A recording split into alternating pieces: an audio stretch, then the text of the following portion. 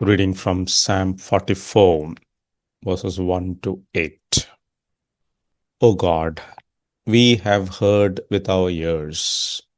Our fathers have told us what deeds you performed in their days, in the days of old. You with your own hand drove out the nations, but them you planted.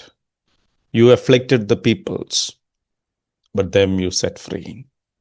For not by their own sword did they win the land, nor did their own arms save them. But your right hand and your arm and the light of your face, for you delighted in them. You are my King, O God, ordain salvation for Jacob. Through you we push down our foes. Through your name we tread down those who rise up against us. For not in my bow do I trust, nor can my sword save me. But you have saved us from our foes, and have put to shame those who hate us. In God we have boasted continually, and we will give thanks to your name forever. Also, verses 20 to 26. If we had forgotten the name of our God or spread out our hands to a foreign God, would not God discover this? For he knows the secrets of the heart. Yet, for your sake, we are killed all the day long. We are regarded as sheep to be slaughtered. Awake, why are you sleeping, O Lord? Rouse yourself, do not reject us forever. Why do you hide your face? Why do you forget our affliction and oppression? For our soul is bowed down to the dust, our belly clings to the ground.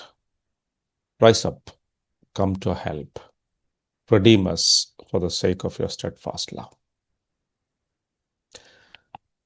A few years ago, a young missionary couple moved to a remote village in Southeast Asia. They had left behind comfort, career, and family, believing with all their hearts that God had called them to bring the gospel to an unreached tribe. They worked tirelessly, learning the language, caring for the sick, teaching the children, and sharing the good news. But after 5 years, the fruit they had hoped for never came. The few converts they had were threatened or driven away. Their presence was mocked by villagers, and eventually they were asked to leave. As they boarded the boat in silence, hearts heavy with defeat, the wife turned to her husband and whispered, "Did we fail?" That question echoes the same bewilderment and pain found in Psalm 44. This is not a psalm of personal complaint or individual struggle. It's the voice of a people, a community of God's own, grappling with a painful and public defeat. The nation of Israel had known what it was like to be chosen, loved, and delivered by the Lord. Their history was filled with divine intervention and supernatural victories. They remembered how the promised land had been given to them, not by the strength of their armies, but by the power of God who fought on their behalf. The psalmist begins with a remembrance of this rich heritage. It was not by their sword that they won the land, but it was your right hand, your arm, and the light of your face, for you delighted in them. The psalmist is not merely reminiscing, he is laying down the foundation of his plea. His argument in prayer is built on the past faithfulness of God.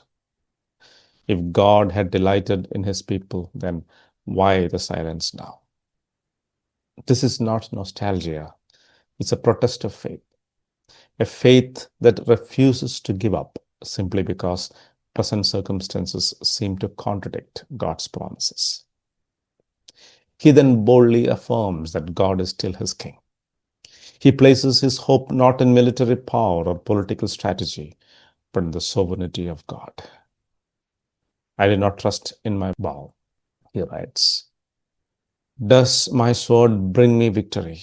But you give us victory over our enemies.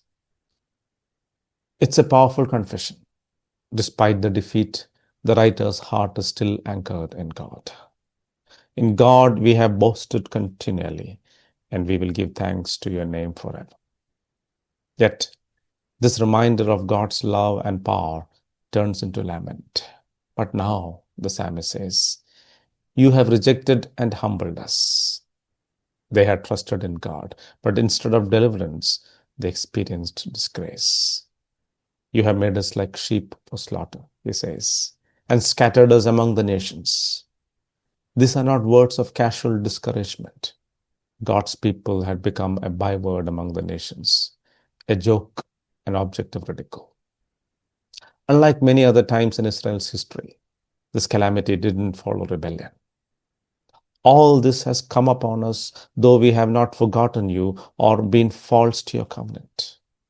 Their hearts have not turned away, nor their hearts strayed from God's path. Then comes the verse Paul quotes centuries later. Yet for your sake, we are killed all the day long. We are regarded as sheep to be slaughtered. This isn't just poetic exaggeration. It's a real felt experience of unjust persecution. The writer doesn't see the suffering as meaningless. He sees it as something endured precisely because they belong to God. The psalm ends with a desperate plea. Rise up, come to our help, redeem us for the sake of your steadfast love. It's an appeal not based on merit, but on the covenant love of God, the hesed, the loyal, steadfast love that never lets go. These words in Romans 8 are transmuted into hope. He takes the darkest verse of the psalm, the one that acknowledges suffering for God's sake, and wraps it in unshakable hope. Apostle Paul lists every possible trial that could threaten to undo a believer: tribulation, distress, persecution, famine, nakedness, danger, and so on. Then after quoting Psalm 44:22, he declares, no, in all these things, we are more than conquerors through him who loved us.